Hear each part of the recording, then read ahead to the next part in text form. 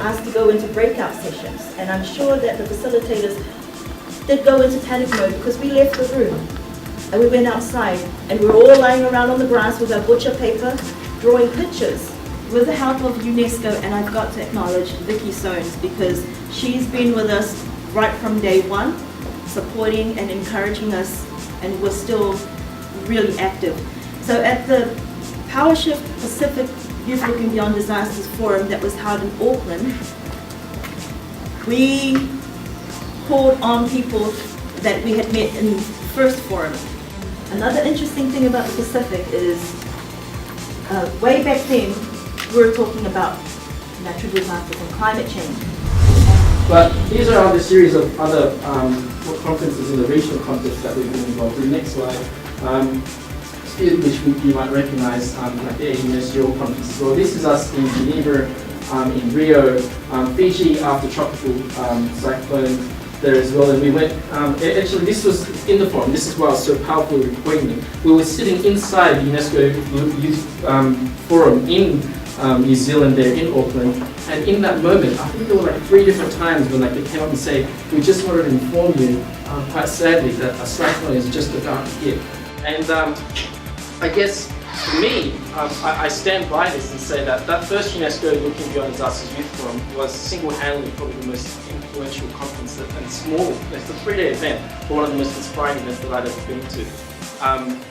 Through that network, I've been able to make some of the closest friends that I've had, and many in the room here today. Zach has just joined me as our photographer and videographer, but he's also an OBD alumni as well. So the network in itself is very expansive, and it's just sitting here in that particular forum. What made it unique, as opposed to in so many other conferences and forums that you hear about, it wasn't us preaching to each other about different priorities or actions. It was us sitting together. I guess a core part of our policy within the UMH Group of Children and Youth is around advocating for young people as partners for resilience. We strongly believe that young people are not just beneficiaries of aid, and we're not just people that consume that aid, but we have a tremendous amount of ability and capacity and numbers and innovation to actually lead that change as well. For me, Looking Beyond Disasters was day one. That's where I learned, and I got to meet so many of my closest friends now from across the region. I now study in Fiji National University, and I'll tell that story about that anytime if you'd like to speak about that later, but it's a lovely place, definitely, if you get a chance. Quick explanation of a better way is that each building is self-contained, that it interfaces and encounters the natural phenomena of the earth, breathing in, breathing out, just like plants, just like animals. Buildings need to do that, rather than needing all of these utilities and infrastructure. So, if we want to look at the lessons we've learned in LBD, we need to start with the self. In Asia and the Pacific, we live with some of the greatest disaster risk on the planet. Along the edge of the Pacific plate, where the geological activity is some of the highest in the world, we have a challenge now because we've had a number of youth-related events to DRR, and we've had extremely successful results in terms of sharing experiences. That's one of the most powerful things that comes out of the forums themselves. And that's the key message that I really want to share with you is we have a real risk of disengaging youth. We've engaged them over 3 years since 2011, but we do have an absolute risk of losing them. Yeah, that's what I'd say. Thank you. Uses biotecture. He used off-grid approach in constructing the building, solar powered, the use of rainwater harvest, and greywater for the sewage system. If you will notice in the construction of the building, we uses the old tires, empty plastic bottles, glass bottle, and if you can observe the little children, their aspiration, their dreams are included in the. It's like a genie in the bottle. They included in the bottle, which construct all the building. We can make these things to be part of a sustainable infrastructure. We come up with sayings like, youth is too good to be wasted on the young. God, what an insult that is. There's no one better to enjoy youth than young people. When you get to my age, it's a bit old, you can't enjoy youth anymore because everything hurts. So what can you do? I think you're doing absolutely the right thing. Probably you need more confidence that you are indeed an identifiable and uniquely talented community. You've got energy, which we don't. You've got idealism, and we probably lost that a long time ago. And you've got empathy. If you're going to hang on to that, I think you'll keep expanding. Because I guess one of the practical problems is movements like this are often started by 2 or 3 people who just have to come together at the right time, at the right place. And you're the spark. What you need to do is make sure other people are popping up around the place, around the world. Don't be threatened in your leadership by them. There is a mess to clean up. You guys started to get together by cleaning up messes. You've got a very, very much bigger mess to clean up. So do not give up, please.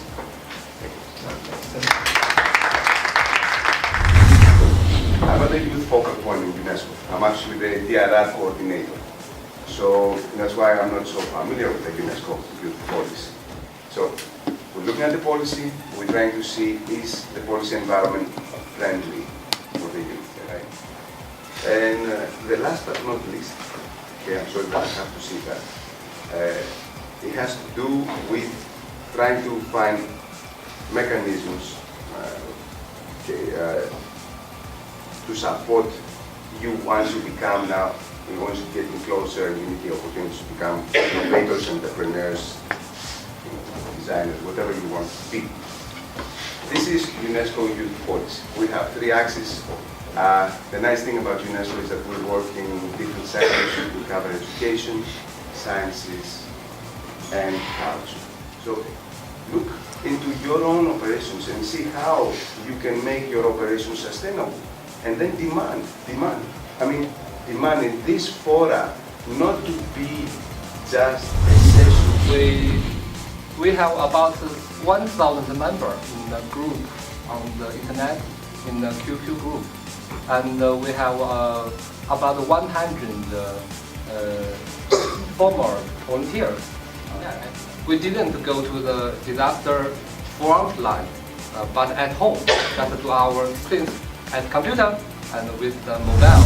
I wanted to explain to you a bit of the background about how it came to be, some of the great successes and great challenges that were faced in the lead up to this document being created, and then put forward some thoughts and ideas about how we think it could evolve and grow in the future, particularly in relation to the new framework. So UNESCO was directly involved with 4 Looking Beyond Disaster forums from 2011 through 2013. And so the challenge that was laid down for me as the sort of lead author, if you will, of the Looking Beyond Disaster Toolkit was to make a practical document that's easy for young people to use or easy for partners of young people to use. Now within the structure of LBD itself, there's a pretty basic format that you go through. Usually you show up, you all get to know each other, it's good fun. We thought it was really important to have a core crew of people who have been at past forums, who know each other, who are able to laugh and joke and sort of set the tone. And then it goes into a whole series of different experiences, from everybody sharing their own experiences and their own thoughts and starting to get an understanding of all of the pieces that are in the room, and then starting to shake all of those pieces and say, what are the common threads? If there are a lot of people talking about energy systems, that's great. Let's talk about energy systems over here. If there are a lot of people talking about water usage or women's rights, that's great. How can we start to naturally filter into wherever we need to filter to have some conversations about that? So really trying to take that idea of I suppose, open sourcing knowledge and creating a culture of sharing and openness, and trying to live that through the document. Does that make sense? So that when you walk out of the forum, you say, this is what I'm going to do, this is why it's important, these are the things that I need, these are the things that I have, and these are the things that I need help with. we need to work on the indicators. Unless you are reported upon, the member states have to report that the process is done like that and there is an indicator specifically for that. It's again just a part of a document. Yes, maybe a framework, it's a part of a document. We need to make sure that you do your, not lobbying because it's not the appropriate word, but you try to push the idea that one of the indicators will have to do that. So whatever is the text, an indicator that is dedicated to make sure that this is measurable. So please talk with UNISDR, the group that is dealing with the indicators. Talk with the groups that have been supporting the youth to make sure that they also try to ensure that at least one indicator is dedicated to make sure that the mechanism is inclusive of youth. That's all. I did a very short speech as part of the opening, and in it I acknowledged that this is really challenging. This whole area is challenging. If it was easy, we would have done it a long time ago, and we'd all be out of jobs for those of us that work in. For me, I think that this is great. And congratulations to everyone that has been involved, and I've been delighted to have been here today. As Jason shared, this is very much a living document. We see this, from my contributions, like I see this as looking beyond disasters as a model for youth engagement. I see this toolkit as kind of the means that we can go out and start sharing that model and try to enable it out in other areas, and particularly as the first UNESCO forum said, within and outside the Asia Pacific region. It's still very much a learning process. We consider Sendai day one. My action plan in Youth Beyond Disasters when we started in there was actually to hold a forum, and we've successfully achieved that. We have the Children Youth Forum that's here that's starting to engage more youth on a global scale around this risk reduction, and we hope that from here they'll go back to their communities and start to work as well. What do you want us, youth, to understand? Like, is it for us to understand, to be prepared for the disaster? Because I have no experience about huge disaster and stuff. Or do you want us to, the sharing and stuff, do you want us to get involved more to physically do something about it? Or do you want us to just to reduce the risk of disaster, so you want us to be aware? Have you got drinking water stored in your house? Do you have tinned food that will help you survive for 3 days if you need it? Have you got warm clothes so that if it happens in the middle of winter, you don't freeze? There are some really practical things that you can do. But then you can jump into what Alejandro was saying and saying, well, we need people to be advocating for a change in policy within HFA too, to introduce some indicators. So I guess that's a long-winded way of saying the passion that you're feeling right now, write it down, capture it, take a video of yourself talking to yourself, and try and carry that forward and find out what is the best fit for you. For me, I don't care about policy. I absolutely understand how it's important, but that's just not the best use of me. The best use of me is doing this. And so that's what I do. We also have Japan Youth Link, like parallel session, and only involving the Japanese students or international students who is living in Japan. So we already have the network, so we welcome you anytime if you want to join any of the activity, you want to engage in the activities in Tokyo or in Kobe. And so yeah, you can join us anytime for advocacy to the Japanese government as well as doing volunteering to the society for recovery as well as for disaster. You were the person that inspired us and keeps us going and doing what we're doing, and I hope I speak on behalf of many of our series as well. 2 or 3 years ago, I was sitting in exactly the same shoes as you. I came to a forum, I'm like, I don't know what the hell I'm doing here. I was just meeting people. I sat next to one person, shook hands, I had a chat with them, and then they turned out to be the head of the World Bank or something. I'm like, whoa, I just shook hands with the head of the World Bank. So please feel free to hang around next to Manuel, come and talk to any one of us. Take multiple copies, give them to anyone, give them to everyone, and it's downloadable on the website, lookingbeyonddisaster.com. You can scroll to the bottom of any page and there's a link there, or there's a tab about it. I'll be there.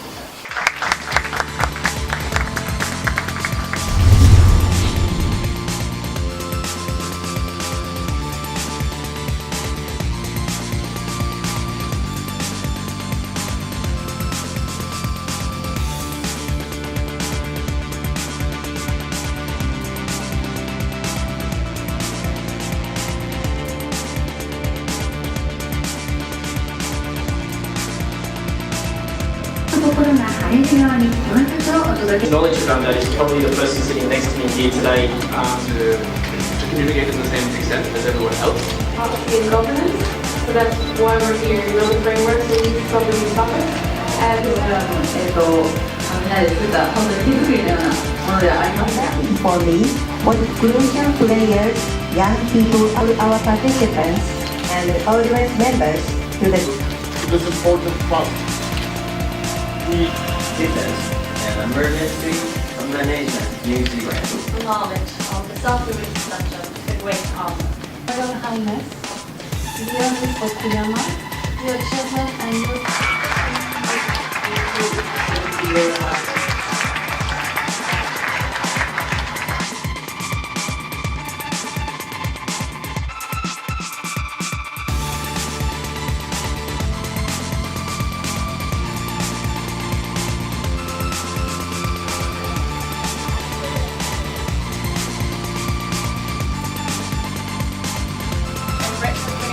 the street mapping.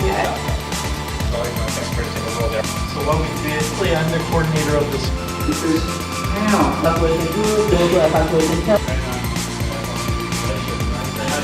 So much together. Sincere apologies for confusion and lack of questions.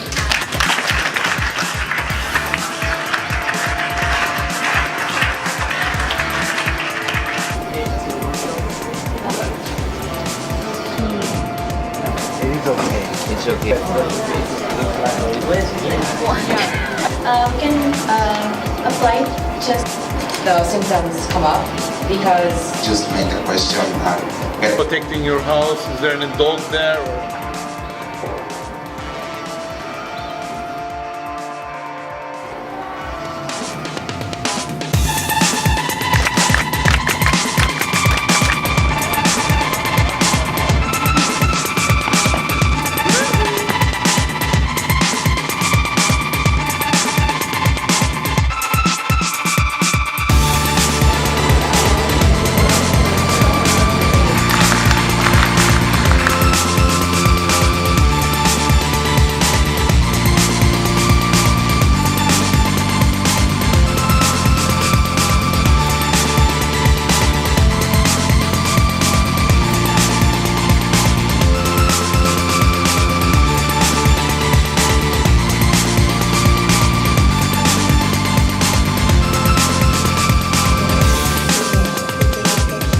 now I'd like to ask Nagisa and James.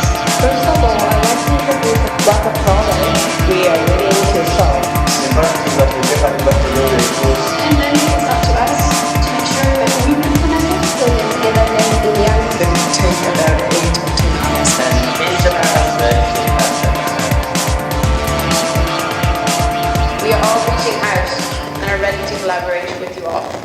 Thank you everybody, and it's been a really amazing forum, so we're excited to continue this with you all.